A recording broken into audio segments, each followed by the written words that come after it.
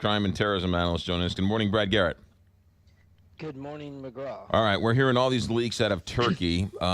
President's not saying much, but he's sort of holding all of his powder. What do you make of this sort of Tom Clancy novel with this Washington Post journalist and this Saudi story? Well, I think it's probably true that there's just too many pieces of evidence of, people that are attached to the Crown Prince of Saudi Arabia's security detail, or on these two private Saudi jets that flew in the early part of October and then flew out a number of hours later. One of the 15 they sent was a pathologist. Why would you send him to Istanbul, other than perhaps the obvious? The alleged audio tape of actually what occurred that the Turks claim they have, and that the guy never came out of the consulate.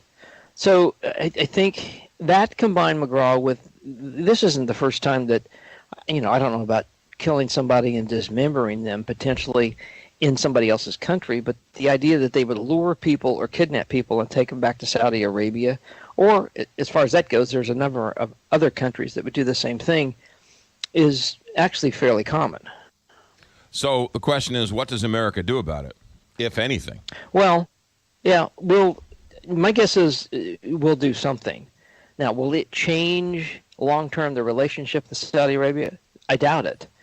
I mean, the financial connection, the oil connection, the strategic connection for security in the Gulf area, I mean, all of that is going to be at the top of the plate. And I'm guessing that's why you sort of hear the president sort of talking sort of what I would call softball terms in reference to the Saudis.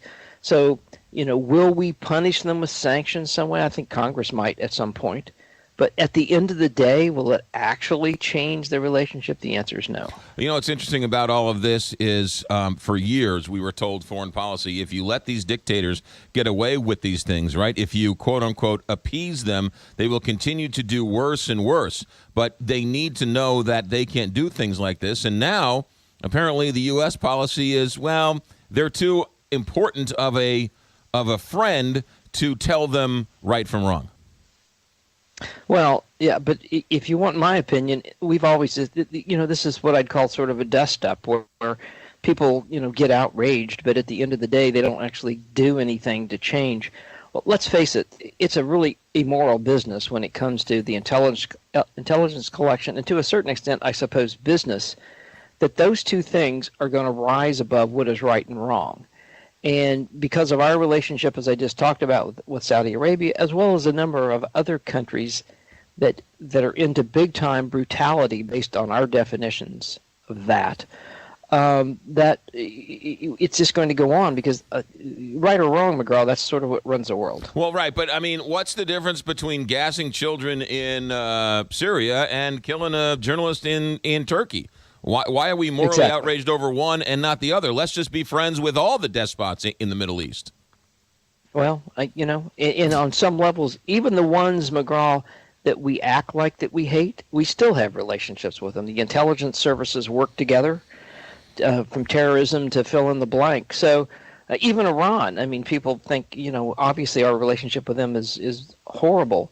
But do we work with their intelligence services? That's my belief and understanding. So that's how this works.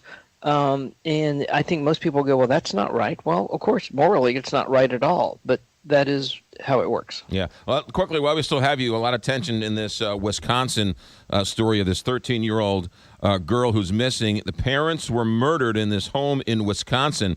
What do we know about this story?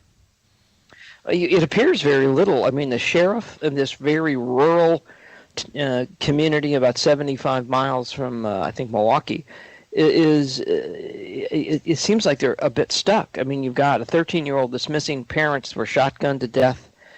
The odds, McGraw, that that's random and a stranger did that is really small. So what is it in her life, the 13-year-old, or the parent's life?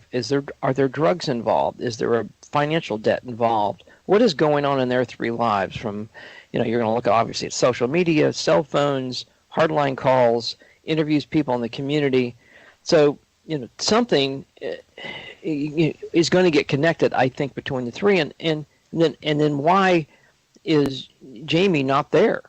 Why did they take her? There's got to be some motivation to that, obviously, too, that's going to play into whatever the final answer is to this. Yeah, this on top of that story earlier this summer with Molly Tibbetts, who was out running in Iowa, who ended up killed on the side of the road. So terrible story when it comes to rural, homespun, safe rural America. So, all right. Brad Garrett, ABC News, Crime and Terrorism Analyst. Thanks for checking in. Have a good day. Thanks, McGraw.